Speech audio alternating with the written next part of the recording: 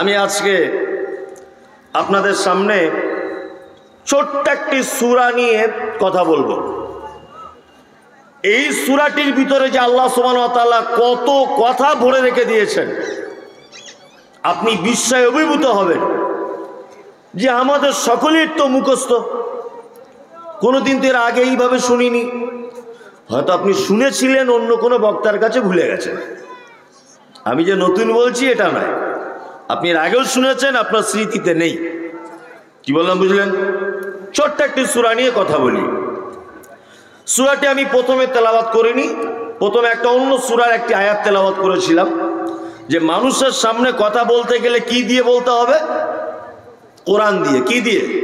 কোরআন দিয়ে। আপনাদের যারা 5 ওয়াক্তের মুসাল্লি, যারা 5 ওয়াক্ত সালাত আদায় করেন, 5 ওয়াক্ত যারা নামাজ পড়েন, আপনাদের প্রত্যেকেরই একটা সূরা মুখস্থ আছে। প্রায় কি অত্তিন ওয়াজ জাইতুন মুখস্থ আছে? কার কার? সবারই মুখস্থ, সবার। যদি বলছেন অত্তিন, এটা বলার জন্য কলকাতা থেকে 4 চাকা গাড়ি করে আসতে হলো, এটা আমরা সবাই জানি। তো আসলে আপনার জানা আমার জানা একই, ডিফারেন্স কিছু নেই। তবে এক এক মানুষের কণ্ঠে শুনতে এক এক রকমের মজা লাগে, এছাড়া আর কিছু নাই। আর কিছু না, কারণ কোরআনের এটাই একটা অলৌকিক মুজিজা যে একই জিনিস বারবার বললেও মানুষ বিরক্ত হয় না। এটাই একটা সব থেকে বড় মুজিজা বা অলৌকিকতা বলতে পারেন, যে একই জিনিস বারবার বর্ণনা করলেও মানুষ বিরক্ত হয় না, তারপরেও মজা লাগে। সহিবুর সাহেব যে কথাগুলো বলেছেন, আমি অনেক কথা হয়তো সেইগুলোই বলবো, কারণ আমার কাছে তো জিবরিল আসছে না যে এখনই কোরআন অবতীর্ণ হয়েছে, এরকম কোনো ব্যাপার আছে নাকি? নেই। তার মানে কথা একই, একই বক্তারা যা বলছে সব ঘুরিয়ে ফিরিয়ে এক, কিন্তু এক এক জনের কণ্ঠে এক এক রকম শুনতে লাগে, এছাড়া আর কিছু নয়।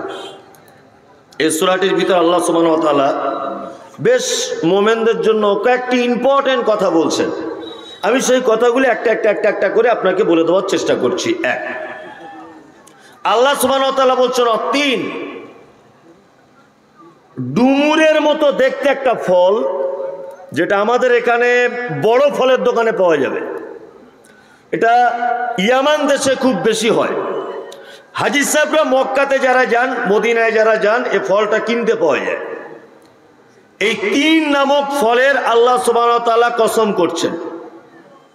2, জাইতুন, জয়তুন একটি ফল, এই ফলের আল্লাহ সুবহানাহু ওয়া তাআলা কসম করছেন। অতুরে সিরিন, তুর পর্বতের আল্লাহ সুবহানাহু ওয়া তাআলা কসম করছেন। ও হাজাল বালাদিল আমিন, আল্লাহ সুবহানাহু ওয়া তাআলা বলছেন মক্কা নগরীর পবিত্র জায়গার কসম করে বলছি। এখনো কেন যে কসম করছেন আল্লাহ এটা বলছেন না। কত গুরুত্বপূর্ণ এই কথাটা আপনার মাথার মগজে ঢোকান, দেখবেন আপনি অবাক হবেন। আচ্ছা বলুন, আমাদের গ্রামে এখন ইন্দিরা আবাসনের ঘরের সার্ভে চলছে না? চলছে। এখন একটা লোকের 2 তলা বাড়ি, সে একটা ঘর পেয়ে গেছে, সে একটা ঘর পেয়েছে। আচ্ছা বলুন তো, যারা গরিব প্রাপ্যতার মানুষ, তারা পঞ্চায়েত প্রধানের বিরুদ্ধে গ্রামে প্রতিবাদ সভা বা প্রতিবাদ কণ্ঠ তারা তুলবে কি তুলবে না? তুলবে। যে এত বড় বদমাইশ লোক, আমি মাটির ঘরে বাস করি, আমাকে দিল না, 2 তলা বাড়ির লোকটাকে দিয়ে দিল, এটা বলবে কি বলবে না? বলবে। আপনাদের এলাকায় অবশ্যই এগুলো হয় না, অন্যান্য জায়গায় হচ্ছে। তার মানে পৃথিবীর কোনো মানুষ যদি কোনো অন্যায় কাজে যদি লিপ্ত হয়, আমি আপনি সকলেই তার বিরুদ্ধে কি করি? প্রতিবাদ জানাই, তাই না? আচ্ছা এবার বলুন, আল্লাহ যদি কিয়ামতের দিন কোনো একটা মানুষকে ধরে জাহান্নামে দিয়ে দেয়, আচ্ছা বলুন তো সেদিন আন্দোলন করে তাকে আর ফিরিয়ে জান্নাতে আনা যাবে? হ্যাঁ, যাবে না। একটা মানুষকে আল্লাহ মারাত্মক অপরাধী, কিন্তু আল্লাহ তাকে জান্নাতে দিয়ে দিয়েছে। আর আমরা যদি কিয়ামতের মাঠে আন্দোলন করে বলি আল্লাহ ও অপরাধী, এটা আমরা জানি, ওকে কেন তুমি জান্নাতে দিলে, এই অভিযোগ আল্লাহর বিরুদ্ধে সেদিন করার কেউ থাকবে না। সেদিন একচ্ছত্র মালিকের দায়িত্ব কে থাকবেন? আল্লাহ, তাই না? এবার আর একটা কথা বলি, আচ্ছা আপনি যদি নামাজ না যদি পড়েন, এটা আল্লাহর কোনো ক্ষতি হয়? ক্ষতি হয় না? আপনার তো মনে হয় ধ্যান ধারণা যে আল্লাহর মনে হয় কিছু ক্ষতি হয়, তাই না? আমি মাস্টার, ছাত্রকে পড়া দিয়েছি, তুমি এই পড়াটা মুখস্থ করে আনো। আচ্ছা যদি ছাত্র মুখস্থ না করে, ক্ষতিকার ওর না আমার? হ্যাঁ, ছাত্রের, তাই না? তা আমাদের রবকে আল্লাহ, আল্লাহ সালাত ফরজ করেছেন, এবং আপনি যদি আদায় না করেন তার কোনো ক্ষতি হবে না। আপনি যদি রমজানের রোজা যদি না রাখেন, ক্ষতি তার হবে না। এই সারা পৃথিবীতে যা কিছু আপনারা সবাই দেখতে পাচ্ছি, আচ্ছা বলুন, এই যা কিছু আমরা রূপ সৌন্দর্য যা কিছু দেখছি, আল্লাহ কি এর 10 পয়সা কোনো দাম দেয়? হ্যাঁ, দেয়? দেয় না, কোনো দাম নেই। আল্লাহ রসুল দুনিয়া সম্পর্কে বোঝাতে গিয়ে বলছেন, এই শোনো, তোমাদের মধ্যে কেউ যদি রাস্তা দিয়ে হাঁটে আর একটা মরা বাচ্চা, বকরির বাচ্চা যদি রাস্তায় পড়ে থাকে, আচ্ছা তোমরা কি কেউ পয়সা দিয়ে মরা বকরির বাচ্চাটা কিনবে? সাহাবীগণ বলছে, আল্লাহ রসুল আবার কেমন কথা, মরা বকরির বাচ্চা আবার কেউ কেনে? আল্লাহ রসুল বলছেন, এই মরা বকরির বাচ্চাটা যেমন মূল্যহীন, তেমন পৃথিবীটা আল্লাহর দরবারে তেমন মূল্যহীন। আল্লাহর কাছে যদি মূল্য থাকতো, তাহলে দেখবেন এখন যদি এলাকায় 10টা ঘর যদি আসে, আর পঞ্চায়েত বা প্রধান যদি যে একটা পার্টির হয়, যে কোনো পার্টির, আপনাদের এটা কোন পার্টির আমি জানি না, সব পার্টি আমার দরকার নেই, বোঝানোর জন্য বলছি। তা ধরে নেন যে পার্টি জিতে আছে সেই পার্টির 10টা ঘর এসেছে। আচ্ছা যে জিতে আসে কংগ্রেস থেকে, ধরে নেন, তো ও কি ঘরগুলো দেখে দেখে সিপিএমকে দেবে? হ্যাঁ, ও কাকে দেবে? ও কংগ্রেসের লোককেই দেবে, কারণ ও জানে যে সিপিএম, তৃণমূল এরা আমার বিরোধিতা করেছে, ঘর আমার কোটাতে এসছে, আমি আমার কংগ্রেসের লোককে দেবো। এটাই তো হয়। তার মানে ওর কাছে ওর পার্টির লোক খুব দামি, তাই তো? আল্লাহর কাছে যদি মানুষ খুব বেশি দামি যদি হতো, আর আমার আপনাকে যদি আল্লাহ খুব বেশি দাম দিতেন, তাহলে বেঈমান মুশরিকেরা 1 ফোঁটা পানি তারা পেত না, পেত? আর আল্লাহর কাছে মনোনীত দিন কোনটা? ইসলাম, তাই তো? ফিলিস্তিনে মুসলমানদেরকে মারছে, দেখতে পাচ্ছেন না মোবাইলে? মারছে কারা? ইহুদিরা, ইসরায়েলের, তাই তো? আর মুসলিমরা কি করছে? লালগোলা বড় বড় মসজিদে বসে দোয়া করছে, আল্লাহ ফিলিস্তিনে মুসলমানদেরকে বাঁচাও। একেবারে শেষ করে দিল। হ্যাঁ, এত দোয়া করার কি দরকার? আল্লাহ যদি ইসরায়েলের 5টা মিনিট অক্সিজেনটা যদি বন্ধ করে দেয়, ইসরায়েলের যদি 5 মিনিট অক্সিজেনটা যদি বন্ধ করে দেয়, তাহলে তো মুসলিমগুলো বেঁচে গেল। বেঁচে গেল কি গেল না? আল্লাহ কয়ে এটা পারছে না। ঘটনা ওটা নয়, আল্লাহ আমাদেরকে দামই দেয় না। তোরা মুসলিম না তোরা হিন্দু, নামাজ পড়ছিস না পড়ছিস না, তোরা কেউ দুর্গাকে ডাকছিস, কেউ দরগায় যাচ্ছিস, কেউ আমাকে এক বলে মানছিস, ওটা আমার কাছে কোনো বিষয়ই নয়। নামাজ পড়লেও তোর জমিতে বৃষ্টি, না পড়লেও তোর জমিতে বৃষ্টি। তুই আমাকে না মারলেও কোটি কোটি টাকার মালিক হয়ে যেতে পারিস, আমাকে মারলেও হতে পারিস, আমার কাছে তো 10 পয়সাও কোনো দাম নেই, তাই না? এইবার আপনাদেরকে একটা কথা বলি, কথা হচ্ছে এই, যখন আল্লাহ আমাদেরকে কোনো দামই যখন দিচ্ছেন না, তা কোন এমন জিনিস বোঝাতে গিয়ে আল্লাহ 4টে কসম করছেন? মানুষ কসম করে কখন? আমি রাত 2টোর সময় জলসা শুনে রামনগরে আমার বাড়ি, আমি বাড়ি গিয়েছি, দরজায়, বাড়িতে আসো, কই গো শফিকুলের মা, দরজা খোলো। আমার স্ত্রী দরজা খুলে বলছে, এত রাতে কোথায় ছিলে? বলছে আমি জলসা শুনতে গিয়েছিলাম, মমতাজুল ইসলাম বক্তা এসেছিল, শুনতে গিয়েছিলাম। না না, তুমি মিছে কথা বলছো। 2টোর সময় জলসা শেষ হয়, বদমাইশি জায়গা পাও না। আপনি দেখছেন আপনার স্ত্রী আস্তে আস্তে বেঁকে যাচ্ছে, তখন আপনি কি করেন? আল্লাহর কসম, আমার নানির কসম, আমার বেটার কসম, আমি মাটিতে দাঁড়িয়ে বলছি, দেখ আমাকে সন্দেহ করিস না, আমি অরিজিনালি জলসা শুনতে গিয়েছিলাম। এটা বলেন কি বলেন না? তার মানে মানুষ তখন কসম করে যখন ভালোবাসার মানুষ বিগড়ে যায়। 2, কসম তখন করে যখন একটা মানুষের প্রতি আস্থা হারিয়ে যাচ্ছে, ইম্পর্টেন্ট বিষয়, তখন মানুষ কসম করে সেই কথাটা জোর দিয়ে শক্তিশালী করতে চায়, তাই না? যে দেখো আমার বেটার কসম দিয়ে বলছি, আমি জলসাতেই ছিলাম। কি বলছি বুঝতে পারছেন? তা আল্লাহ 4টে জিনিসের কসম করে এখনো কেন যে কসম করছেন আর কাকে যে এত দাম দিচ্ছেন, এটা আল্লাহ তাআলা বলছেন না। 1, আল্লাহ বলছেন অতীন, ডুমুরের কসম, অজাইতুন, জয়তুনের কসম, অতুরে সিনিন, তুর এবং সিনাই পর্বতের কসম, ওয়াহাজাল বালাদিল আমিন, মক্কা নগরীর কসম। কি কসমের জবাব? লাকাদ খালাকনাল ইনসানা ফি আহসানি তাকবীর। আমি মানুষকে তৈরি করেছি বড় সুন্দর করে। একটা কথা বলি শুনুন, পবিত্র আল কোরআনে আয়াত আছে কতটা? হ্যাঁ, যে যেটা জানেন, কেউ বলছে 6236টি, কেউ বলছেন 6666টি। তা আমি ভেজালে যাব না, ধরে নেন আপনি 6200। আমি বোঝানোর জন্য বলছি, এই যতগুলি আয়াত পবিত্র আল কোরআনে আছে, এই আয়াত বা এই কথাটা বলতে গিয়ে আল্লাহ সুবহানাহু ওয়া তাআলা যত গুরুত্ব দিয়েছেন, আর অন্য কোন আয়াত বলতে গিয়ে, অন্য কোন কথা বলতে গিয়ে আল্লাহ সুবহানাহু ওয়া তাআলা এত গুরুত্ব দেননি। কি কথা? মানুষকে তৈরি করেছি বড় সুন্দর করে, খুব পরিকাঠামো সুন্দর মানুষের, এতটুকু কথা জেনে রাখুন। এবার বলুন আল্লাহ কজন? 1। কোরআন অবতীর্ণ হয়েছে কার উপরে? মুহাম্মদ সাল্লাল্লাহু আলাইহি সাল্লামের উপর। আর মাঝখানে আল্লাহর নবীর মাঝখানে কে ছিলেন? জিবরিল আলাইহিস সালাম, তাই তো?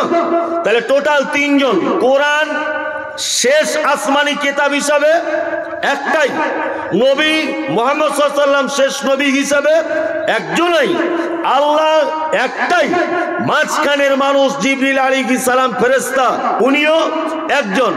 তাহলে আল্লাহ কোরআনের কথা বলছে, দেখুন আল্লাহ বলছে মানুষকে তৈরি করেছি বড় সুন্দর করে, এটা একটা ভালো কথা। অন্যত্তর আল্লাহ তাআলা বলছেন উলাইকা কাল আনাম বাল হুম আযাল উলাইকা হুমুল গাফিলুন। মানুষ তো খারাপ, মানুষ চতুষ্পদ প্রাণীর থেকে নিকৃষ্ট। তাহলে করকম কথা হলো, এইখানে আল্লাহ বলছেন মানুষকে সুন্দর করে বানিয়েছি, আবার এখানে বলছে উলাইকা কাল আনাম, ওরা চতুষ্পদ প্রাণী, বালহুম আজাল, তার থেকে নিকৃষ্ট। তাহলে একই মানুষের ব্যাপারে আল্লাহ করকম কথা বলছেন? 2 রকম। আরো পবিত্র আল কোরআনের ভিতরে ঢুকুন, আল্লাহ তাআলা বলছেন খলিকাল ইনসানু যায়ীফা, পৃথিবীতে আমি মানুষকে তৈরি করেছি সব থেকে দুর্বল, সব থেকে অল্প জ্ঞান দিয়ে পৃথিবীতে মানুষকে তৈরি করা হয়েছে। অথচ আল্লাহ করকম কথা বলছেন? 3 রকম হলো না? কোরআন তো একটাই, আল্লাহ একটা, 3 রকম কথা কেন? এর ভিতরে যে কি জাদু ভরা আছে আর কি মধু আছে, আপনি যদি কথাগুলি একটা একটা করে যদি ব্যাখ্যা বিশ্লেষণ করেন, আপনি অবাক হয়ে যান যে কি বলছে কোরআন। 1, প্রথমে আপনাকে বলি, আল্লাহ বলছেন মানুষকে আমি সুন্দর করে তৈরি করেছি। পৃথিবীর সব থেকে সুন্দর কে? মানুষ, তাই না? আর বাস্তবও তাই, বাস্তবটাও তাই। তার একটা জ্বলন্ত প্রমাণ আপনাকে আমি দেখাই। আমাদের বাড়িতে গরুর বাচ্চা হয়, হয় না? হয় না? হয়। অনেক সময় দেখবেন গোয়াল ঘরে রাত 2টোর সময়তে এমনিতেই গরু বাচ্চা দিয়ে দিয়েছে, তাই না? আচ্ছা বলুন তো, গরুর বাচ্চা হলে বাচ্চাটা হাঁটতে টাইম লাগে কতদিন? একজন বলছে 3 দিন, মানে ও কিছুই বুঝে না। গরুর বাচ্চা 3 দিন লাগে হাঁটতে? কতক্ষণ লাগে? 10 মিনিট 15 মিনিট, তাই না? রাত 2টোর সময়তে গাভী গোয়াল ঘরে বাচ্চা দিয়েছে। এখন ওর গায়ের বাচ্চার লালাগুলো পরিষ্কার করার কেউ নেই, ওর নানি দাদি কেউ নাই, নিয়ে ও জিভ দিয়ে চাটছে, চেটে সব পরিষ্কার করে দিয়েছে। ভালো করে বুঝবেন, বাচ্চাটা মায়ের পেট থেকে ভূমিষ্ঠ হওয়ার পরেও কষ্ট হয়ে গেছে। ও গাভীকে বলছে, মা একটু দুধ হলে হতো না, হালকা গরম গরম দুধ। বলছে, দুধ? আমি যে মালিকের অধীনে আছি, এ মালিক তখন ঘুমিয়ে আছে, দুধ কি করে তুই উঠবি এখন? ঠিক আছে, একবার উঠে দাঁড়া। নে, বাচ্চাটা আস্তে আস্তে উঠে দাঁড়িয়ে থরথর করে কাঁপতে কাঁপতে ধস করে পড়ে গেল। গাভী আবার বলছে, আবার ওঠ, চেষ্টা কর। দ্বিতীয়বার গাভীর বাচ্চাটা আবার উঠেছে, কাঁপতে কাঁপতে কাঁপতে কাঁপতে মাকে বলছে, মা দুধ কোন দিকে? বলছে, পিছনের দিকে যা। যা পিছনের দিকে যা, পিছনের দিকে দেখ, দুধের বাঁট ঝুলছে, দুধে মুখ লাগা, চোষ, দুধ পেয়ে যাবি, চোষ, দুধ পাবি। চুষছে, দুধ আসছে। আল্লাহ সুবহানাহু ওয়া তাআলা গরুর ক্ষেত্রে এই পদ্ধতি করলেন, জন্মের 5-7 মিনিট পরে উঠে দাঁড়াবি। আর মানুষের বাচ্চা হলে কতক্ষণ লাগে? 10-11 মাস, 1 বছর 1.5 বছর, তাই না? কারণ কি? গরুর এত বড় বাচ্চা সাথে সাথে হাঁটছে, আর মানুষের এইটুকু বাচ্চা হাঁটতে এত টাইম লাগছে কেন? আল্লাহ জানে। যদি এর পা তাড়াতাড়ি যদি রেডি করে দিই, তাহলে কোরআনের এই আয়াতের বাস্তব রূপ দিতে বড় কঠিন হবে। আল্লাহ যে বলেছেন, খলাকাল ইনসানা ফি আহসানি তাকওয়িম, মানুষকে সুন্দর করে তৈরি করেছি। আল্লাহ জানে গরু গোয়াল ঘরে তার বাছুর জন্ম দিয়েছে, ওর নানি নেই, দাদি নেই, খালা নেই, ফুপু নেই, কেউ কোলে নেওয়ার লোক নেই। কিন্তু মানুষ, তোমার পা যদি সাথে সাথে রেডি করে দিই, দাদির কোল চাপতে পাবে না, নানির কোল চাপতে পাবে না, ফুপুর কোল চাপতে পাবে না, মায়ের কোল চাপতে পাবে না। ওই জন্য বাচ্চারা দেখবেন, যতক্ষণ না হাঁটা চলা করতে না শেখে, ততক্ষণ পর্যন্ত অন্যান্য লোকেদের কোলে পিঠে মানুষ হয়। হয় কি হয় না? আর হাঁটতে শিখে গেলে আর সহজে কেউ কোলে নিতে চায় না। আল্লাহ বলছেন, খলাকাল ইনসানা ফি আহসানি তাকওয়িম, মানুষকে যে সুন্দর করে তৈরি করেছি, এক আশ্চর্য বিষয়। এর জ্ঞানও যত সুন্দর, এর দেখতেও তত সুন্দর। সারা পৃথিবীর যত যা কিছু সব মানুষের জন্য আমি আল্লাহ সুবহানাহু ওয়া তাআলা বানিয়েছি। একটা ছোট্ট কথা বলে দিলাম, সুন্দর কোন পর্যায়ে? আল্লাহ বলছেন, খুলিকাল ইনসানু যায়ীফা, মানুষ বড় দুর্বল। মানুষ কি বড় দুর্বল? মানুষ বড় দুর্বল নয়। এবার একটা কথা বলি, সারা পৃথিবীতে যত প্রাণী জন্মগ্রহণ করেছে আর করবে, প্রতিটা প্রাণী জন্মের পর থেকে স্বয়ং সম্পূর্ণ। তাকে আর পৃথিবীতে এসে কোনো জিনিস শিখতে হয় না। কিন্তু মানুষ জন্মের পরে অনেক কিছু শিখতে হয়, হয় না? হাঁসের বাচ্চা কোনোদিন তার মাকে বলে, মা আমি ছোট পানিতে আগে হাঁটা শিখি, বা আমাকে সুইমিং পুলে ভর্তি করে দাও, সাঁতার কাটা শিখি, তারপরে বড় পুকুরে গিয়ে ঝাঁপ দেবো। এরকম ব্যাপার আছে না। স্কুলে যাওয়াও লাগে না, প্রাইভেটেও যাওয়া লাগে না, লাগে লাগে না। ও এক চান্সে গিয়ে পুকুরে ঝাঁপ দিয়ে দেয়, কারণ ওর আর কিছু শিখতে হয় না। কিন্তু আমরা মানুষ জন্মের পরে আমাদের অনেক কিছু শিখতে হয়, শিখতে হয় না? অনেক কিছু। কে শেখায়? জন্মের পরে মা শেখায়, তারপরে মাস্টার মশাই শেখায়, মাস্টারের সাবজেক্ট শেষ হয়ে গেলে ওই আপনার বউ এসে ও শেখায়, তাই না? ওর বউ এসে শেখায় যে এতদিন তুমি কি করলে। অথচ লালগোলা এলাকায় এরকম সিস্টেম নেই। আচ্ছা, বিয়ে করে 4 ছেলের বাপ, তাকে ওর বউ বলছে কি করলে এতদিন, কি শিখলে?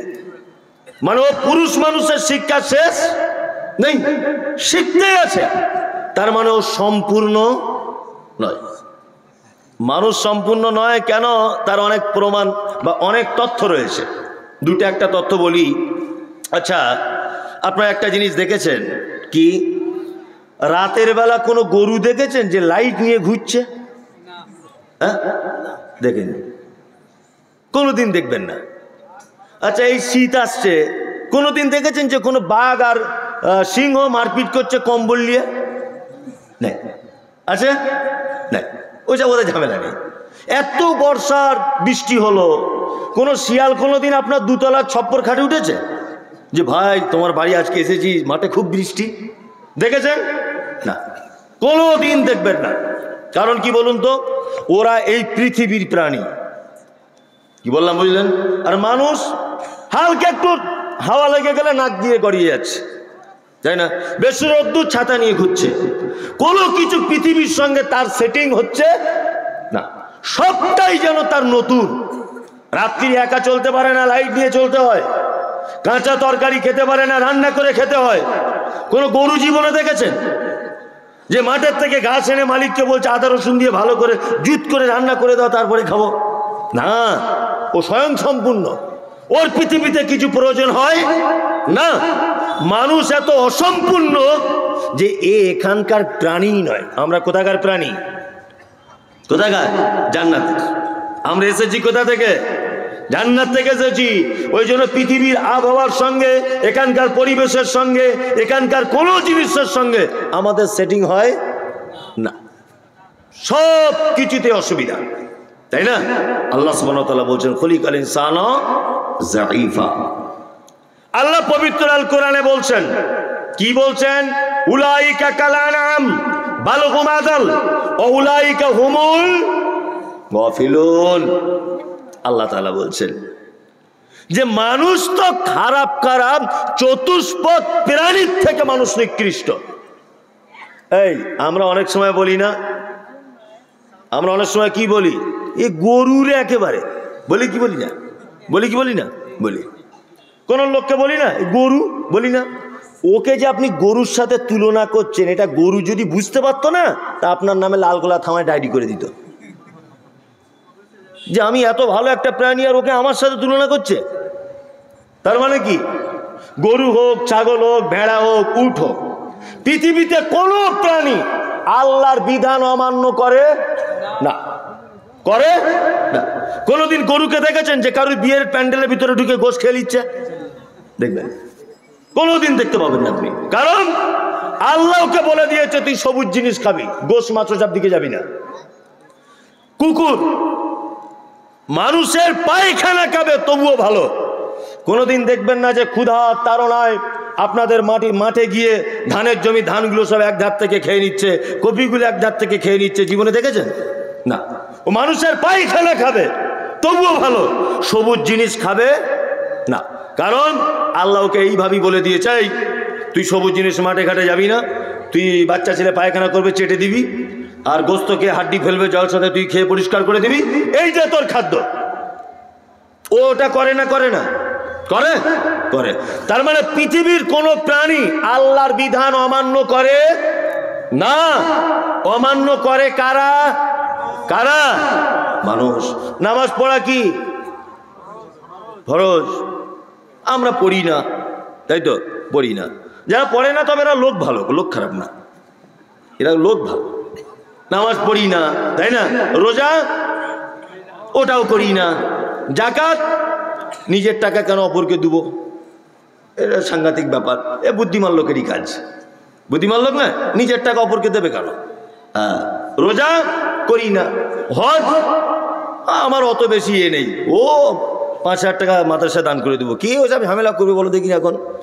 ওটাও আপনার ভালো লোকেরই পরিচয়, তাই না? মদ খাই, অসুবিধা নেই। সুদ ওটা সাংঘাতিক মিষ্টি ব্যাপার, তাই না? তাহলে আমরা একটা ব্যাপার মানতে পারি না, পারি না। আল্লাহ তাআলা এই কারণে বলছে উলাইকা কাল আনআম বাল হুম আযাল ওয়া উলাইকা হুমুল গাফিলুন। আরে মানুষ তো খারাপ খারাপ চতুষ্পদ প্রাণী, তার থেকে মানুষ নিকৃষ্ট। কুকুরকে কোনোদিন দেখতে পাবেন না মাঠের ধান খেতে, কারণ আল্লাহ ওকে মানুষের নোংরা খাওয়াবে, ওকে ম্যাথরের ডিপার্টমেন্টে তৈরি করা হয়েছে। গরু ও সবুজ খাবে, বিয়ে বাড়ির প্যান্ডেলে গিয়ে গোশ মাছ খাবে না। খাবে? খাবে না। ও তার রবের বিধান অনুযায়ী চলছে, কিন্তু একটা মানুষকে যা বলা হয়েছে মানুষ তার বিপরীত করছে। করছে কি করছে না? করছে। আল্লাহু আকবার। আপনি জীবনে দেখেছেন, এদিকে বেরোন, আপনাদের সুন্দরবন বেড়াতে গেছেন, সুন্দরবন ওর ভিতরে থানা আছে যে বাঘগুলো মারামারি করবে, মাঝে সাঝে কেস হবে, বড়বাবু বিচার করবে, আছে? নাই। ওদের কোনো পঞ্চায়েত প্রধান আছে জঙ্গলে? নাই। লালগোলা এইটুকু জায়গা একটা থানা, ওইটুকু কি আবার রঘুনাথগঞ্জ থানা, তাই না? ওইদিকে কি আবার সুতি থানা।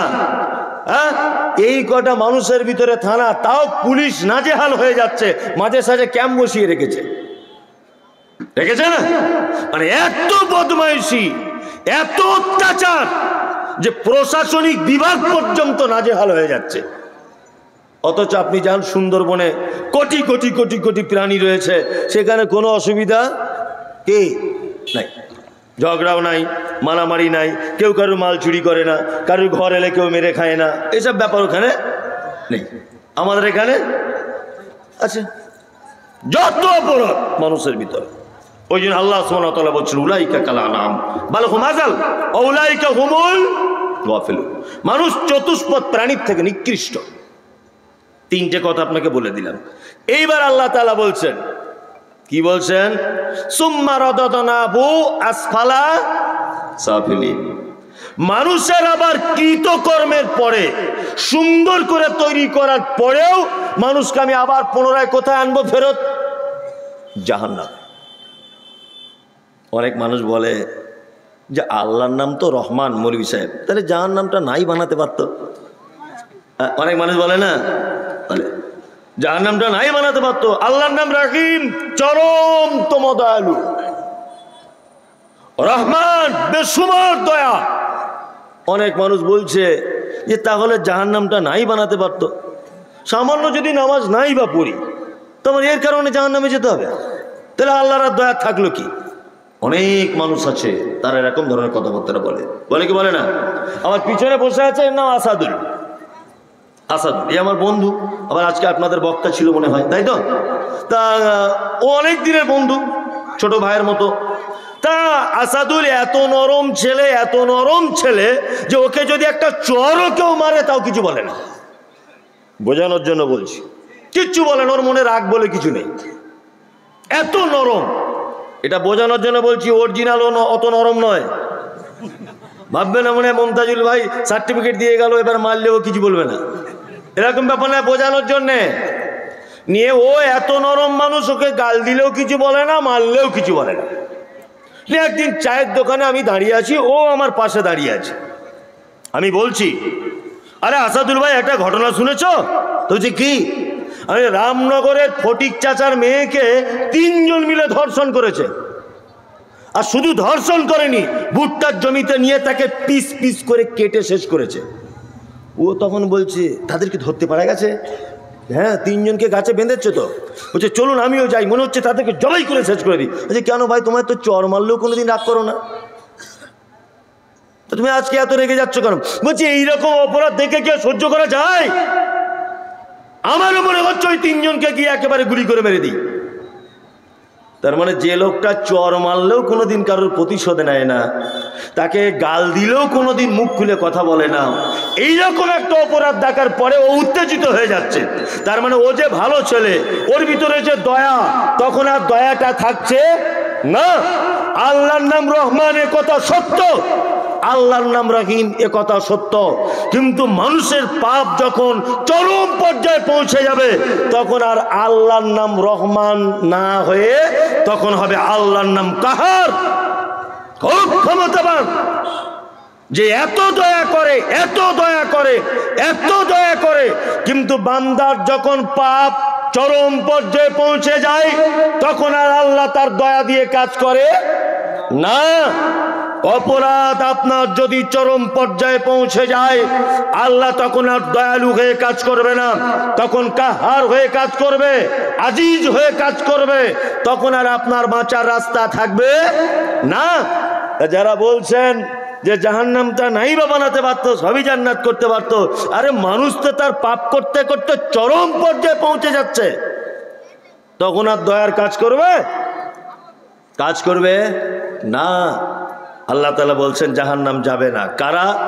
ইল্লাল্লাযিনা আমানু, যারা ঈমান নিয়ে এসেছে। এই ঈমান কাকে বলে বলুন? ঈমান মানে কি? একজনা বলুন, কোনো ভয় নেই, আমি মারবো না, বলুন। নামাজ, রোজা আর বিশ্বাস, তাই তো? হ্যাঁ হ্যাঁ। ঈমান, একটা কথা আপনাকে বলি, ঈমান শব্দের শাব্দিক অর্থ হচ্ছে বিশ্বাস করা, তাই তো? কি বিশ্বাস করবেন? আল্লাহকে এক বলে মেনে নেওয়া, 2 মুহাম্মদ সাল্লাল্লাহু আলাইহি ওয়াসাল্লামকে শেষ নবী বলে মেনে নেওয়া, 3 পবিত্র আল কোরআনের আদেশ এবং নিষেধকে দ্বিধাহীন চিত্তে মেনে নেওয়ার নাম কি? ঈমান। ঈমানের আরো অনেক শাখা প্রশাখা অনেক কিছু আছে, আমি ছোট্ট করে 3টে জিনিস বুঝিয়ে দিলাম। আল্লাহকে এক বলে মানা, আর মুহাম্মদ সাল্লাল্লাহু আলাইহি ওয়াসাল্লামকে শেষ নবী বলে মানা, আর পবিত্র আল কোরআনের আদেশ এবং নিষেধকে মেনে নেওয়ার নাম কি? ঈমান, তাই তো? এবার আপনাদেরকে একটা কথা বলি, ঈমান বুঝতে গেলে বা ঈমানের উপরে থাকতে গেলে আপনাকে প্রথমে বুঝতে হবে তাওহীদ কাকে বলে। কি বললাম বুঝলেন? যে তাওহীদ বোঝে না তার ভিতরে ঈমান থাকতে পারে না। এক নম্বর হচ্ছে তাওহীদ 3 প্রকারের। 1, আল্লাহকে রব বলে মানা, সমস্ত ইবাদত কার জন্য করতে হবে? আল্লাহর জন্য করতে হবে।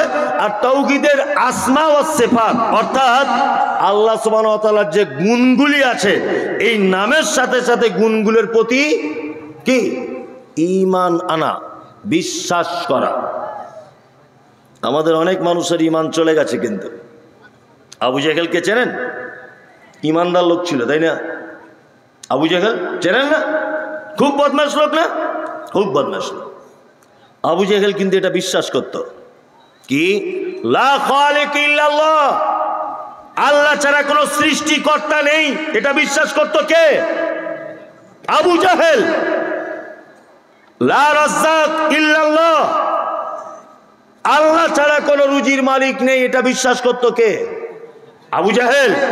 কিন্তু আবু জেহেল সব বিশ্বাস করত, একটা জিনিস বিশ্বাস করত না, তার নাম কি? লা ইলাহা ইল্লাল্লাহ, এইটাকে বিশ্বাস করত না। আল্লাহ ছাড়া রুজির মালিক কেউ নেই বিশ্বাস করত, আল্লাহ ছাড়া হায়াত মাউতের মালিক কেউ নেই বিশ্বাস করত, সব কিছু মেনে নিত, কিন্তু লা ইলাহা ইল্লাল্লাহ এটা বিশ্বাস করত না। আবু জেহেলের এটা দাবি, আল্লাহ ছাড়া অনেক মাবুদ আছে, আল্লাহ তো আছি, তারপরে পরে ছোট মেজো সেজো লসেজো এরকম ভাবে সাজানো অনেক মাবুদ কি আছে। আমাদের মুসলিমদের ভিতরেও অনেক আকীদা এরকম আছে না? আছে। আপনার লালগোলা এলাকা আছে যে আল্লাহ ছাড়া অন্য কারো ক্ষমতা আছে, এইরকম বিশ্বাসওয়ালা মানুষ আছে না? নেই? আছে, অজস্র মানুষ আছে। খাইরিকি ওয়াশাররিকি মিনাল্লাহি তাআলা, ভালো মন্দ সবকিছু কার উপরে ভরসা? আল্লাহর উপরে, তাই না? এর নাম কি? ঈমান। এর নাম কি? ঈমান। ভালো মন্দ সব যদি আল্লাহর উপরে ভরসা ঈমান হয়, তারপরেও একজন ব্যবসায়িক দোকান করেছে, দোকানের পিছনে বড় তাবিজ আয়াতুল কুরসি লেখা হয়েছে, ল্যামিনেশন করে টাঙানো আছে, আছে না? আছে। আর এগুলো দিচ্ছে কে? এগুলো দিচ্ছে কে? মৌলভী সাহেবরা দিচ্ছে, তাই না? আসলে মৌলভী সাহেব আপনার সঙ্গে মারাত্মক অপরাধ করেছে। কত বড় অপরাধ!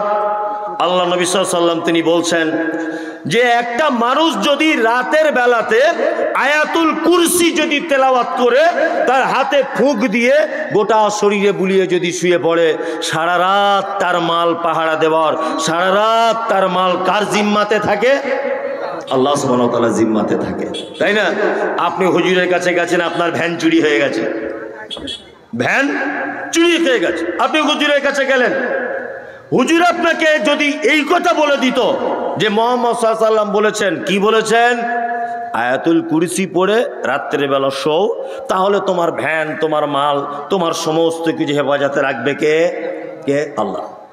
হুজুর এইটা না বলে শর্টকাটে বলে দিয়েছে, আয়াতুল কুরসিটা লিখে ল্যামিনেশন করে তোমার মেন গেটের সামনে টাঙাও। কি বললাম বুঝলেন না? আল্লাহ কোরআনে কি বলছেন? আল্লাহ পবিত্র আল কোরআনে বলছেন, অনুনাজ্জিলু মিনাল কোরআন মা হুয়া শিফা। আমি কোরআন অবতীর্ণ করেছি মুমিনের আরোগ্যের জন্য। সারা পৃথিবীতে একটা মানুষ যত সুখেই পড়ে যাক, যত বিপদেই পড়ে যাক, সে যদি কোরআন তেলাওয়াত করে, তেলাওয়াতের বিনিময়ে কল্যাণ পাবে। কল্যাণ দিবে কে? আল্লাহ। তেলাওয়াতের বিনিময়ে কল্যাণ দিবে কে? আল্লাহ। আমরা কোরআন তেলাওয়াতের বিনিময়ে আল্লাহ দরবারে আরোগ্য কামনা করি না, আমরা খুব সস্তাতে আরোগ্য কামনা করতে শিখেছি, তাই না? বলে আমরা ওই তেলাওয়াতকৃত আয়াতগুলিকে কাগজের ভিতরে ধারণ করে আমরা হাতে বাঁধছি, পায়ে বাঁধছি কি বাঁধছি না? এটা আমাদের ঈমান বাড়ছে না কমছে? হ্যাঁ, কমছে। আরে আপনি তো একটু আগে বললেন, খাইরিহি ওয়া শাররিহি মিনাল্লাহি তাআলা, ভালো মন্দ যা কিছু হয় কার উপরে ভরসা? আল্লাহর উপরে ভরসা করতে হবে। অসুস্থ আপনি ঔষধ খেতে পারেন, কোনো সমস্যা নেই, আর ভরসা কার উপরে? আল্লাহর উপরে করতে হবে। আল্লাহু আকবার। কিন্তু আমাদের ঈমান এত দুর্বল যে ঈমানে পোকা লেগে গেছে, ঈমানই নাই। আল্লাহ সুবহানাহু ওয়া তাআলা বলছেন, ইল্লাল্লাযীনা আমানু, যারা জান্নাতে যাবে না কারা? যারা বিশ্বাস করেছে আমাকে, ওয়া আমিলুস সালিহাত, এবং যারা সৎকর্ম করেছে। একটা কথা আপনাদেরকে বলি, পবিত্র আল কোরআনে আল্লাহ সুবহানাহু ওয়া তাআলা যত জায়গায় আমল করার কথা বলেছেন, প্রত্যেক জায়গাতে বলেছেন ওয়া আমিলুস সালিহাত, উত্তম আমল করো। উত্তম আমল, তার মানে বুঝে নিতে হবে আমলের ভিতরে ভেজাল আছে। আছে না নেই? আছে। আহসানু আমালা, আল্লাহ কোরআনে বলছেন তোমরা ভালো আমল করো। পৃথিবীতে তোমাদেরকে পাঠানো হয়েছে কেন? লিয়াবলুয়াকুম আইয়ুকুম আহসানু আমালা, তোমাদেরকে প্রশ্ন করা হবে যে তোমাদের ভিতরে উত্তম আমল কে করছো। তার মানে সব আমল উত্তম কি নয়, সব আমল উত্তম নয়। আবার আল্লাহ পবিত্র কোরআনের শব্দ ব্যবহার করছে, দেখুন, আমিলাতুন নাসিবা তাসলা নারান হামিয়া। আল্লাহ তাআলা বলছেন এক শ্রেণী মানুষ তারা আমল করবে, আমল করতে করতে করতে করতে ক্লান্ত হয়ে যাবে, তারপরেও তার থাকার জায়গা জাহান্নাম। এরা কারা? এরা কোন আমলকারী? আল্লাহু আকবার, আল্লাহু আকবার। আমরা আমল করছি কিন্তু আমাদের আমলটা উত্তম আমল হচ্ছে কি না। আর আমল করার আগে একটা কথা মাথায় রাখতে হবে, কি? আল্লাহ রাসূল বলছেন, মানে আমেলা আমালাল লাইসা আলাইহি আমরুনা ফাহুয়া রাদ্দুন। একটা মানুষ যখন কোন আমল করে, সেই আমল যদি আমার পক্ষ থেকে কোনো পারমিশন না থাকে, ফাহুয়া রাদ্দুন, তাহলে সে আমল কি? বাতিল। সে আমল বাতিল। অনেক মুসলিম আছে, আমি একটা আপনাকে খারাপ আমলের কথা বলি, অনেক মুসলিম আছে যারা 15ই শাবানে শবে বরাত পালন করে, করে না? অনেক মুসলিমরা করে, কি করে? আপনার এলাকায় খোঁজ নিয়ে দেখবেন, করে করে শবে বরাতের দিন রাতের বেলা 1000 রেকাত নামাজ, কেউ বলছে 1200 রেকাত, কেউ 100 রেকাত, মানে নামাজের শেষ নাই। অনেক মসজিদে আমরা দেখেছি যে রাতের বেলা মসজিদের ভিতরে ইট দিয়ে রেখে আসছে, সকাল 7টায় ইট দিয়ে রেখে আসছে। নিজে চোখে দেখার কথা বলছি। আরে ভাই, ইট দেওয়া কেন মসজিদে? বলছি তাছাড়া রাতে জায়গা পাওয়া যাবে না। সারা বছর মদে কাটালো, সারা বছর জুয়োয় কাটালো, সারা বছর হারামে লিপ্ত, কিন্তু 15ই শাবানের দিন সকালবেলা মসজিদে ইট দিয়ে রেখে এসছে, কারণ জায়গা পাবে না, তাই না? আপনাকে একটা মজার কথা বলি, একটা বোন হালুয়া রান্না করছে, পায়েস রান্না করছে, ওই দিন দেখবেন করে, করে না? করে। আপনি যদি জিজ্ঞাসা করেন, খালা আজকে হালুয়া করছো কেন? ও তোমরা লামও যাবি, তাই তো? হ্যাঁ, তোমরা লাঙ্গ যাবি তো? কেন খালা? ও, তোমরা ইমাম মানো না তো? না ইমাম। তোমরা নবীকেও মানো না? ডাইরেক্ট বলবো এটা, তোমরা নবীর দুশ্মন। কেন? আজকে নবীর দাঁত ভেঙে দিয়েছিল, তুমি জানো না? নবী গোস্ত খেতে পারিনি, ওই জন্য হালুয়া করছি। বলবে বলবে না? এবার আপনাকে একটা কথা বলি, কে নবীর দুশ্মন এটা আপনি ভাবুন। আচ্ছা, আমরা যে শবে বরাত হালুয়া করছি এটা কোন মাসে করি? শাবান মাসের কত তারিখে? 15 তারিখ, তাই তো? তখন আল্লাহ রসুলের দাঁত ভাঙেনি। শাবানের পরের মাসটার নাম কি? রমজান, তাই তো? তখন আল্লাহ রসুলের দাঁত ভাঙেনি। রমজানের পরের মাসটার নাম কি? শাওয়াল, তাই তো? শাওয়াল মাসের 7 তারিখ না সম্ভবত 13 তারিখে উহুদের যুদ্ধে আল্লাহ রসুলের দাঁত ভাঙছে। ভালো করে বুঝবেন। এখন আমার বেটা যদি বলে আব্বা আমি তোমার বিয়ের বরযাত্রী গিয়েছিলাম, এ কথাটা কেমন লাগে? হাস্যকর ব্যাপার না? এ কত বড় বিয়াদব! শাবান মাসের 15 তারিখে নবী দাঁত ভেঙেছে বলে হালুয়া করছে, তখন অথচ নবীর দাঁত ভাঙেনি। আরো প্রায় 2 মাস পরে দাঁত ভাঙছে শাওয়াল মাসের 13 তারিখে। কি অবস্থা বুঝতে পারছেন? মানে এ এত ভালোবাসে যে আগে থেকে হালুয়া করে বসে আছে যাতে নবীর দাঁত ভাঙুক। এত বড় শয়তান! কি বলছি বুঝতে পারছেন না? এটা একটা আমল ওরা করছে, কিছু মানুষ করছে না, করছে। কিন্তু আমি এ কথা বলতে চাইছি, এই আমলে যদি মুহাম্মদ সাল্লাল্লাহু আলাইহি ওয়াসাল্লামের পক্ষ থেকে কোনো রায় যদি না থাকে, তাহলে তো কঠিন বিপদ। বিপদ না, কঠিন বিপদ। একটা মানুষ মারা গেল, ইমাম সাহেব মাইকে বলে দিল ইন্না লিল্লাহি ওয়া ইন্না ইলাইহি রাজিউন। আমাদের দক্ষিণ পাড়ার আব্দুল্লাহ সাহেব মারা গেছে, দুপুর 2টায় মাটি হবে ফটিকদের আমবাগানে। জানাজায় সবাই থাকবেন। জানাজায় 1000 লোক। মাইয়েত রেখে দিয়েছে। মাইয়েত আর লোকের মাঝখানে দাঁড়িয়ে আছেন কে?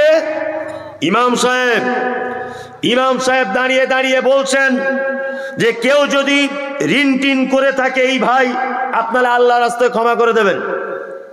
2, যদি ভুল ত্রুটি করে থাকে আপনারা ক্ষমা করে দিবেন। 3, এই পথের প্রতীক সবাইকেই হতে হবে। বলি ইমাম সাহেব কাঁদছে, চোখ মুছছে এরকম করে, খুব দয়া হচ্ছে আর কি, কাঁদছে। তারপর ইমাম সাহেব বলছেন জানাজার পরে, জানাজার আগে 33 বার কুলহু পড়ুন, 33 বার দরুদ শরীফ, 33 বার অমুক শরীফ, আর 52টা কোরআন খতম আছে, সবাই বক্সে দেন। জনমের বক্সানো বক্সে দিল, ওকে মাটি দেওয়া শেষ করে দিল। শেষ করে দেওয়ার পরে জানাজার টাইম লাগলো 15 মিনিট, আর দোয়া করছে 1.5 ঘন্টা। রোদ্দুরে মানুষ অতিষ্ঠ হয়ে যাচ্ছে, ইমাম সাহেব দোয়া ছাড়ে না। দোয়া চলছে, খুব দোয়া চলছে। দোয়া করার পর ইমাম সাহেব বলছেন আপনারা অনুগ্রহ করে শুনবেন। তো হচ্ছে কি না, অনুগ্রহ করে এই কারণে বলছি যে আজকে তো মারা গেছে, আজকের দিন গণনা করে 4 দিনের দিন ছোট করে হবে অনুষ্ঠান, 40-এর দিন একটু বড় করে আপনারা সকলেই আসবেন। অনেক জায়গাতে বলে কি বলে না, বলে। আমরা অবশ্য এগুলো করি না, তবে দাওয়াত দিলে খাই, তাই না? অনেক মানুষ আছে না, শবে বরাত করে না, তবে শবে বরাতের হালুয়া খায়, খায় কি খায় না? মানুষ মারা গেলে বেদাত বলে ঘোষণা করে দিয়েছে, তবে খায়। গোস্তের গন্ধ পেলে কেউ ছেড়ে আসতে মন চায় না, একটু আধটু খায় আর কি।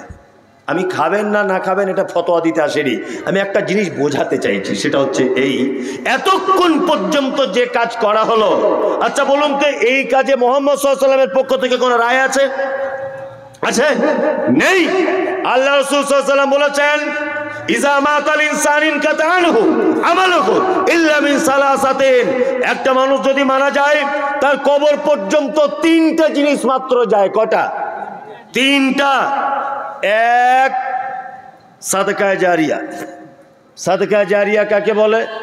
এমন এক দান যে দানের ধারাবাহিকতা বজায় থাকে। কি বললাম বুঝলেন? যে দানের ধারাবাহিকতা বজায় থাকে, মাদ্রাসার জন্য কালেকশন হচ্ছে, মাদ্রাসা একটা টিউবওয়েল দরকার, আপনি দিয়ে দেন, এটা সাদকায়ে জারিয়া। এমন একটা জ্ঞান আপনি পৃথিবীতে দিয়ে গিয়েছিলেন যে জ্ঞানটা অটোমেটিক বাড়ছে, আমার ছাত্র আর একজনকে দিচ্ছে, আমার ছাত্র আর একজনকে দিচ্ছে, সে আর একজনকে দিচ্ছে দ্বীনের জ্ঞান। আর এমন একটা বেটা রেখে গেছেন যে বেটা আপনার জন্য কোরআন তেলাওয়াত করবে, যে বেটা 10 এবং জাতির সামনে দ্বীনের কথা বলবে, যে বেটা হকের উপরে থেকে ইসলামের কাজ করে যাবে। এই রকম বেটার কাজের বিনিময়ে আপনি কবরে নাকি পাবেন। মানুষ চালাক হওয়া ভালো, এত চালাকি কি আর ভালো? নিজের ছেলেকে আলামিন মিশনে ভর্তি করে মাদ্রাসার ছেলেকে 500 টাকা দিয়ে 4 বার কোরআন খতম করছে ওর বাপের নামে। ফেরেশতারা কি এত বোকা? তোমার পাছার চামড়া তুলে দিবে। বদমাইশির জায়গা পাও না। নিজের ছেলে আলামিন মিশনে, নিজের ছেলে অন্য বড় স্কুলে, আর গরিবের ছেলে মাদ্রাসায় পড়ছে, রিক্সাওয়ালার বেটা, সে হাফেজ হয়েছে, তাকে 200 টাকা দিয়ে বাড়ি নিয়ে বলছে আমার বাপের নামে 4টে খতম দিয়ে দাও। করছে না? বোকা তো মানুষ হয়, এত বোকা হয়? এত বোকা হয় না।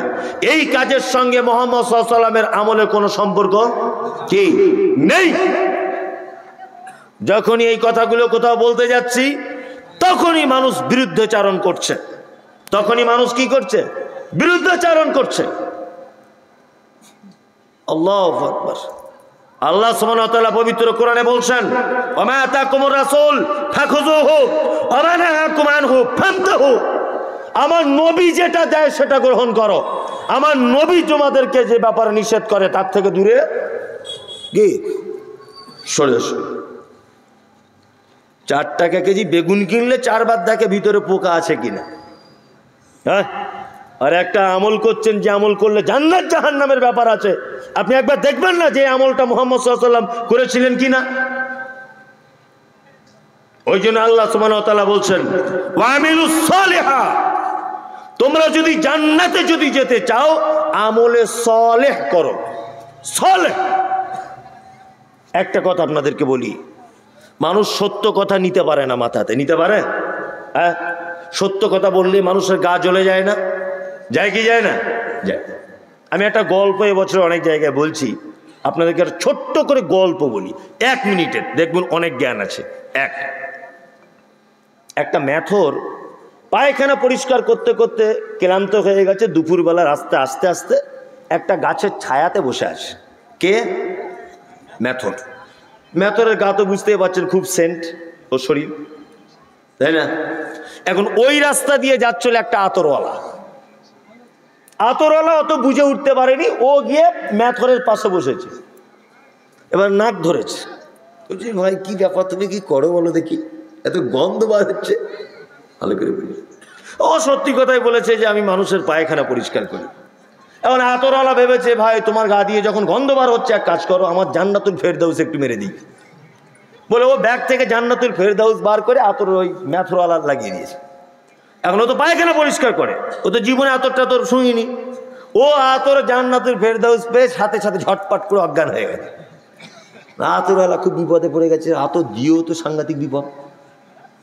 এখন লোকজন খুব বেশি, আমাকে ধরবে মারবে এরকম ব্যাপার, ফাঁকা মাঠে দুজন আছি, বলবে ছেনতাই বাজে এটা ওটা। ও কি করেছে, বুদ্ধি করে একটা টুকটুকি ভাড়া করে লালগোলা হাসপাতালে নিয়ে গেছে। ডাক্তার তো জ্ঞানী, ডাক্তার জিজ্ঞাসা করে বলছে, আচ্ছা ভাই আতরওয়ালা আপনি কি, ভাই আপনি কি করেন? বলছে আমি আতরের কারবার করি, ব্যবসা। আর ওই লোক বলছে ওর হাতে বালতি আর ঝাঁটা ছিল, দেখে মনে হচ্ছে মেথর। তো বলছে এই লোক হঠাৎ অজ্ঞান হয়ে গেল কেন? বলছে অজ্ঞান এই কারণে হয়েছে স্যার, আমি এতটুকু আপনাকে বলতে পারি, সেটা হচ্ছে যে ও বসেছিল, ওর গা দিয়ে গন্ধ বার হচ্ছিল, আমি একটু জান্নাতুল ফেরদাউস মেরে দিয়েছি, ও দেখলাম অজ্ঞান হয়ে গেছে।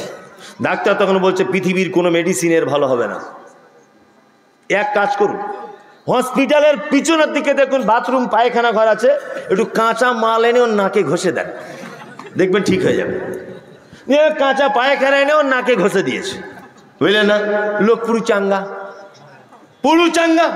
এখন আতরওয়ালা ডাক্তারকে বলছে, এ কি ব্যাপার, আপনি ডাক্তারবাবু কি করলেন? পায়খানা দিয়ে চিকিৎসা। এ কেমন কথা?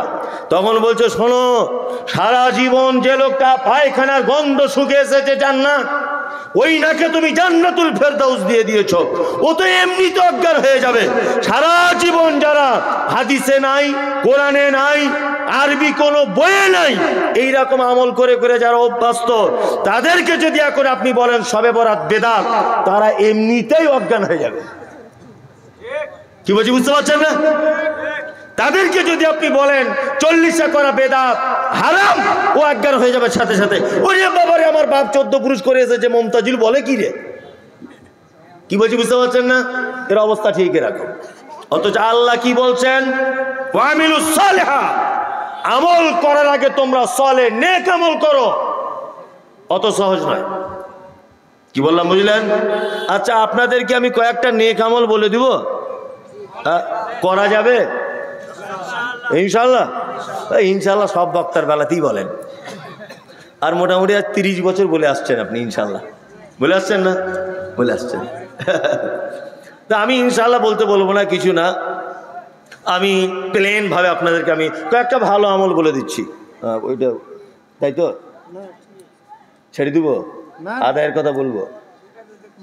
হ্যাঁ বলছি, আদায়ের কথা বলছি। আদায়ের কথা বললে লোকগুলো সব পালাবে এখুনি, কারণ আমার পরে তার বক্তা নেই। ওই জন্য আমি আর কিছুক্ষণ দু একটা ভালো আমল বলে দিয়ে দেখুন, খুব ভালো লাগবে। আপনি আমলগুলো করবেন ইনশাল্লাহ আজকে থেকে, ইনশাল্লাহ। ইনশাল্লাহ একদম হাদিস কোরআন দিয়ে বলে দিচ্ছে। এক, কিয়ামতের দিনে নেকি ওজন করা হবে না নেকি গুনাহ হবে? ওজন হবে। তার মানে নেকির ভারী কমের ব্যাপার আছে। ধরে নেন এটা পাল্লা, এইদিকে গোনাগুলো দেওয়া হয়েছে, ফ্রি ফায়ার খেলা, পাবজি খেলার, ও ফোনে কথা বলা, চ্যাটিং করা, সব পাপ এইদিকে। মিথ্যা কথা বলা, চুগলিগিরি করা, সব পাপ এই যে গোনার দিকটা এইরকম হয়ে আছে। এখন নেকির দিকটায় নেকি তোলা হচ্ছে, দান করা, সাদকা করা, সত্য কথা বলা, আত্মীয়তার সম্পর্ক বজায় রাখা, এই নেকিটা এদিকে দেওয়া হচ্ছে। কিন্তু নেকির থেকে গুনার এত ওজন বেশি যে গুনার পাল্লাটা তুলতে পারছে না নেকি।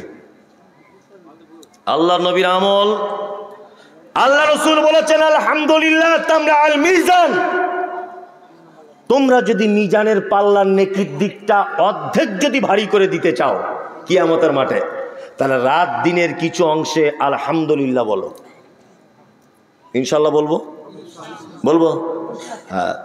পানি পান করার শেষে কি বলতে হয়? আলহামদুলিল্লাহ। বলেন কজন? হাত তুলুন যে আমি বলি। সত্যি কথা বলবেন কিন্তু, আর মিথ্যা কথা বলবেন না। হ্যাঁ ভালো, তাই না? কেউ জিজ্ঞেস করছে ভাই কেমন আছেন, কি বলবেন? আমরা বলি কি না, আমরা বলি একটা আলাদা। আমি এখনই তার প্রমাণ। গাড়ি থেকে নামছি, একজনকে বলছি ভালো আছো বাবু? তো বলছে হুজুর আপনার দুয়ায় ভালো আছি, আল্লাহর রহমতে। ওকে আমি চিনি? কোনোদিন দেখেছি? ওর জন্য দোয়া কেন করতে যাবো আমি? ও কি আমায় পয়সা দিয়ে রেখেছে? এগুলো আমরা বলি কি বলি না? চাচা কেমন আছেন? বলছে মাওলানা সাহেব আপনার দোয়া আল্লাহর রহমতে ভালো আছি। বলে না কেন? এই কথা কেন? এই কথা বললে এই কথার ভিতরে শিরকের গন্ধ আছে। শিরক নয়, তবে শিরকের গন্ধ আছে। গন্ধ কোন জায়গায়? গন্ধ হচ্ছে এই, তার মানে আপনি আপনার দুয়ায় আল্লাহর রহমতে ভালো আছি, তার মানে আপনি দোয়া না করলে আল্লাহর রহমত করতো না। অথচ আমি কোনোদিন দোয়া করি না, ওকে চিনি না। করি কি করি না? তাহলে কি বলতে হবে? আলহামদুলিল্লাহ, তাই তো? এবার আর একটা হাদিস বলি। আল্লাহ নবী সাল্লাল্লাহু আলাইহি ওয়াসাল্লাম বলেছেন, আফজালুদ দুআ ওয়া আলহামদুলিল্লাহ, পৃথিবীর সবথেকে উত্তম দোয়া তার নাম কি? আলহামদুলিল্লাহ। গাছের একটা ভালো আম হয়েছে, খুব মিষ্টি, খেতে গিয়ে কি বলবেন? আলহামদুলিল্লাহ। পানি পান করে আলহামদুলিল্লাহ। আর আফজালুজ যিকর লা ইলাহা ইল্লাল্লাহ। আর উত্তম জিকির কি? লা ইলাহা। তাই বলে এরকম নয় বাংলাদেশের মতো হু হু এরকম নয়, ও সব চিটিং মাছ। কি বলা বুঝলেন না?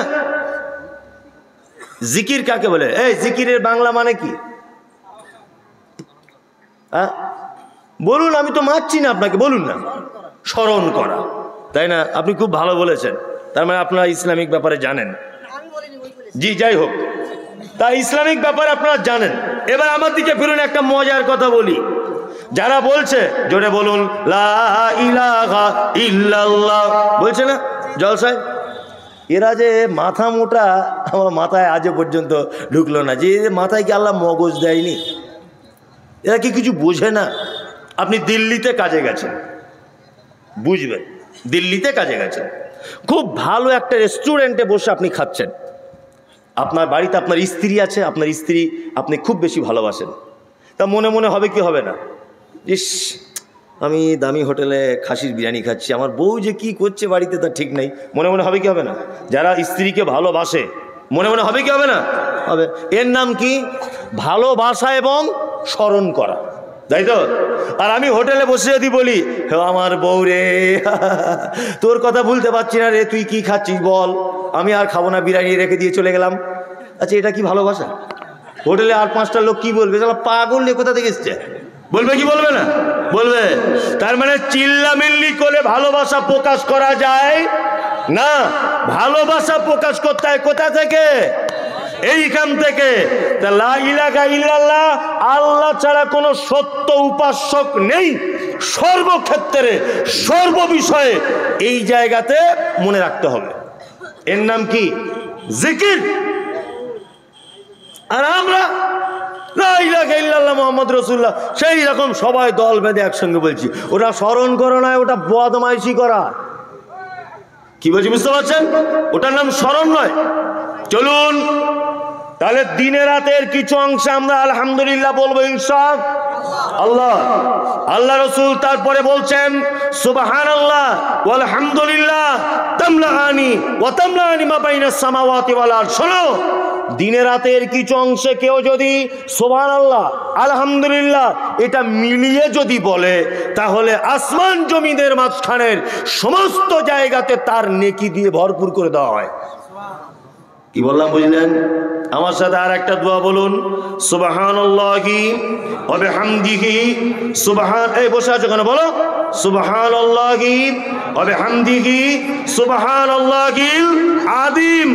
আল্লাহ রাসূল বলেছেন যদি কেউ এই তাসবিহটা যদি করে, দরিয়ার ফেনা সম পরিমাণ যদি পাপ থাকে, আল্লাহ সুবহানাহু ওয়া তাআলা তার পাপকে মিটিয়ে দিবে। তবে কাবিরা পাপ তওবা করা লাগবে। কি বললাম বুঝলেন? ছোটোখাটো পাপগুলো কি করবেন? মিটিয়ে দিবেন। তাহলে এই আমলগুলো করা যাবে ইনশাল্লাহ, ইনশাল্লাহ।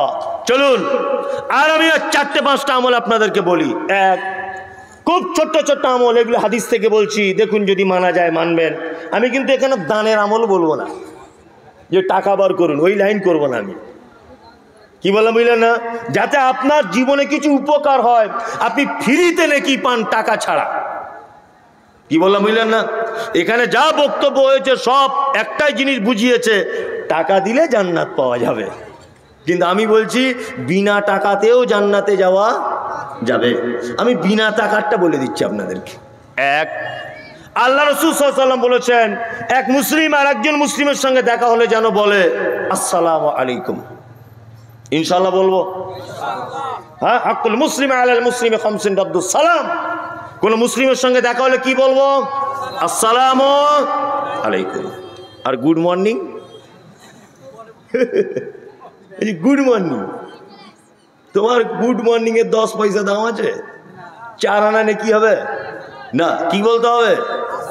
আসসালামু আলাইকুম। তাহলে ছোট কাকে সালাম দিবে? বড়কে, তাই তো? আর বসে থাকা মানুষ দিবে সালাম না পথচারী দিবে? পথচারী দিবে। আপনারা সবই জানেন। শুধু একজনকে সালাম দেওয়া যাবে না, সেটা বউ যাবে। আজকে গিয়ে দেখবেন তো, গিয়ে আপনার বউ এটাই বলবে, তুমি কি আমার চিনতে পারছো না নাকি? আমার মাদ্রাসায় একটা বাংলা শিক্ষক আছে, বুঝলেন? তা তাকে একদিন হাসি করতে করতে বলছি, আচ্ছা ভাই আপনি আপনার স্ত্রীকে সালাম দেন? তা ও একটু লজ্জা করে আমাকে দেখলে, তো আমাকে বলছে হুজুর না দিই না। আমি ঠিক আছে আজকে গিয়ে দেবেন তো, একটা সুন্নত তো চালু হবে। তা ও বলছে আমি হুজুর ঠিক আছে চেষ্টা করবো। না বাড়ি গিয়েছে, গিয়ে বলছে আসসালামু আলাইকুম। ওর স্ত্রী তখন বলছে তুমি কি আমার অপরিচিত লোক তা সালাম দিচ্ছ? হ্যাঁ, তুমি আমার নিজের স্বামী আবার সালাম দিচ্ছ। তার মানে আমাদের এটা ট্রেডিশন, আমাদের এটা এখানে একটা চলন যে অপরিচিত মানুষকে সালাম দিতে হয়, পরিচিতকে দিতে হয় না, তাই তো? হ্যাঁ, যাদের সংসারে খুব বেশি অশান্তি, ঝগড়া হচ্ছে, ঝগড়া অশান্তি থেকে যদি বাঁচতে চান আপনার স্ত্রীকে সালাম দেন। যদি বলছেন কেন, একটা টিপস আপনাকে দিই, শুনে নেন। আসসালামু আলাইকুম, আল্লাহ তোমার উপরে কি গজব গজব দিক, তাহলে শান্তি বর্ষণ করুক তোমার উপরে। অরহমাতুল্লাহি, আল্লাহ তোমার উপরে দয়া করুক। ওয়াবারাকাতুহু, এবং তোমার উপরে আল্লাহ বরকত দিক, তাই তো? কটা দোয়া হলো এক সালামে? তিনটা। তুমি শান্তিতে থাকো, আল্লাহর দয়াতে থাকো, আর আল্লাহর বরকতে তোমার উপরে আসুক, তিনটে দোয়া না? যাদের ঘন ঘন অশান্তি হচ্ছে, আপনি টার্গেট করবেন একদিনে 100 বার ওকে সালাম দিব। কি বললাম বুঝলেন না? বাড়ি থেকে বার হবেন, আসসালামু আলাইকুম, ঢুকবেন, আসসালামু আলাইকুম, আবার ভাত খেয়ে দরজা দিয়ে ঢুকবেন, আসসালামু আলাইকুম। একবারের সালাম যদি কবুল হয়ে যায় তাহলে আর অশান্তি থাকবে? থাকবে না। আমাদের অধিকাংশ ফ্যামিলিতে অশান্তি, তার একটা কারণ স্বামী স্ত্রী সালাম দিই না, বেশি বেশি সালাম দিবে। আমার সালাম দিলে আমাদের মেয়েরা ঠাট্টাও করবে, আজকে শুরু করুন তো, কি বলবে, ঢং আর খুঁজে পায় না, বড় মরি হয়েছে, বলবে কি বলবে না? কিন্তু আমাদের এই প্রথা চালু করা কি উচিত? এর অনেক কাইফিয়ত। আল্লাহ সুবহানাহু ওয়া তাআলা বলছেন, ইয়া আইয়ুহাল্লাযীনা আমানু লা তাদখুলুল বুয়ুতা গায়রা বুয়ুতিকুম, হে ঈমানদার, তোমরা যারা ঈমানের স্বীকৃতি প্রদানকারী, তোমরা শোনো, নিজের বাড়ি হোক অপরের বাড়িতে হোক, যখন তোমরা ঢুকবে কি বলে ঢুকবে? আসসালামু আলাইকুম। আর আমরা বলি কি, দরজা খুলে বলছে, ভাবি কি করছো গো? সালাম নাই, কিছু নাই। হচ্ছে কি হচ্ছে না? আল্লাহ, সালাম দিলে সুবিধা কি? আপনার মেয়ে রয়েছে বাড়িতে, বয়স তার 15 বছর 16 বছর, সে যৌবনে পদার্পণ করেছে, তার বুক তার মুখ দেখে বোঝা যায় আমার বেটিকে বিবাহ দেওয়া যাবে, উপযুক্ত হয়েছে।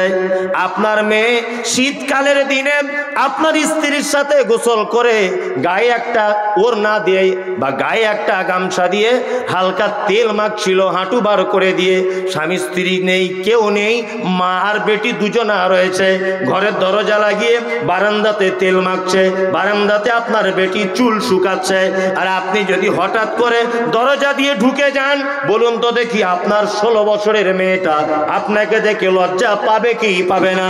পাবে। আপনার বোন রয়েছে বাড়িতে, আপনার বোনকে যদি আপনি এই অবস্থায় দেখেন যে শুধু একটা ব্লাউজ পরে আছে, হালকা একটা ওড়না গায়ে নিয়ে আছে, আর পায়জামা পরে নেই, তেল মাখছে শীতের দিনে, আপনার বোনকে আপনি যদি এই অবস্থায় দেখেন, আপনি লজ্জা পাবেন কি পাবেন না?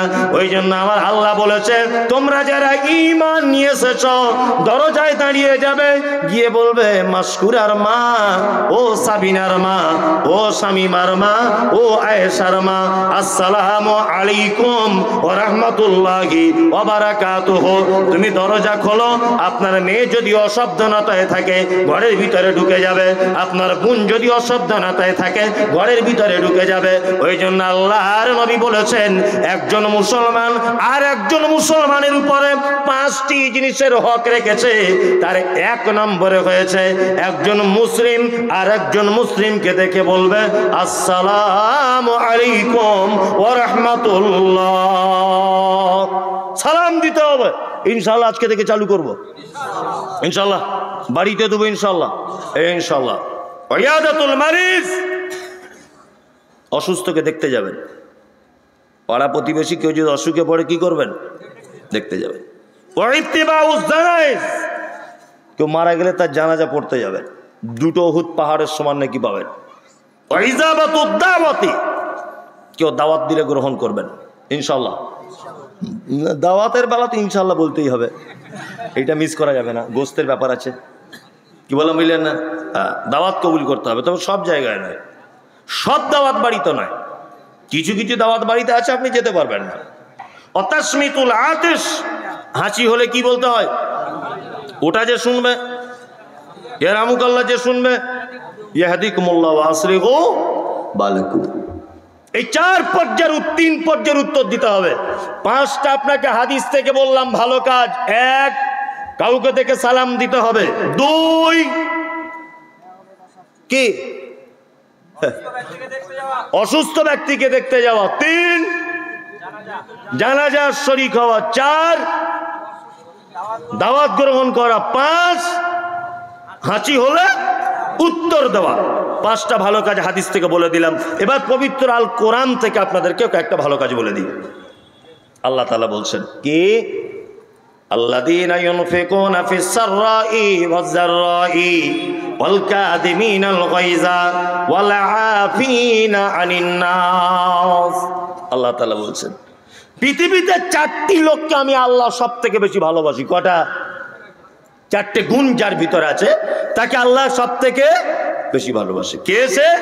আল্লাযীনা ইউনফিকুনা ফিস সাররাই ওয়াজ যাররাই, যারা দান করে সচ্ছলতায় অসচ্ছলতায়। অবস্থা খারাপ অল্প আছে তবুও দেয়, অবস্থা ভালো তবুও দেয়। কি বললাম বুঝলেন? নাম্বার 3, ওয়াল কাযিমিনাল গায়যা, আর রাগ হয়ে গেলে কন্ট্রোল করে।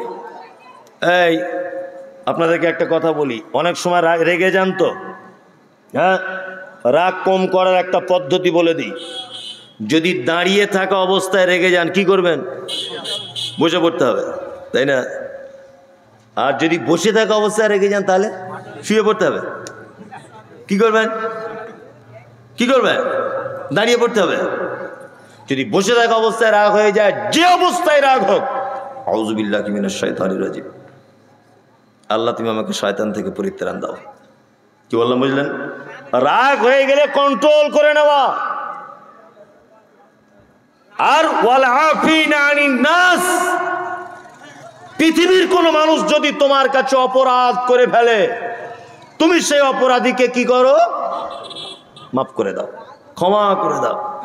এমন গরম দেখায় মনে হচ্ছে সারা পৃথিবীটা ওর রাজত্বের মধ্যে আছে।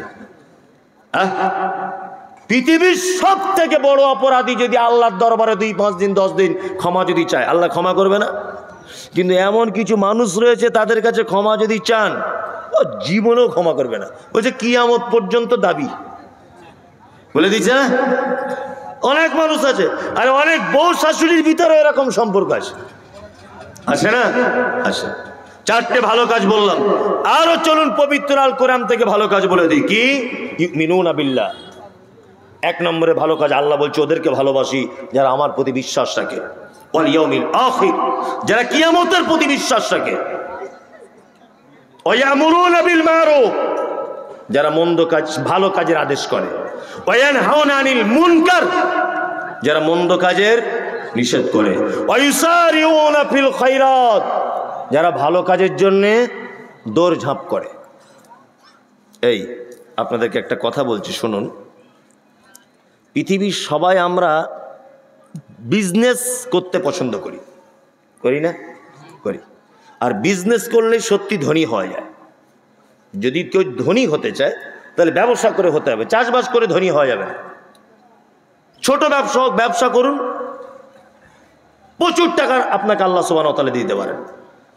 যে কোনো আদা রসুন হোক, চকলেট হোক, পেঁয়াজ হোক, সবজি হোক, যে কোনো ব্যবসা করুন, ব্যবসাতে রুচি বেশি। কি বললাম বুঝলেন? আমরা সবসময় ব্যবসা চেন সিস্টেমে করতে পছন্দ করি, তাই না? আর মুনাফা বেশি হোক এইটা আমরা চাই, চাই না? সকলেই ব্যবসায় লাভ বেশি হোক এটা চাই কি চাই না? চাই। আল্লাহর সঙ্গেও ব্যবসা আছে, আছে না? আছে। আল্লাহু আকবার। পৃথিবীতে কিছু জিনিস আছে চেন সিস্টেমে নাকি হয়।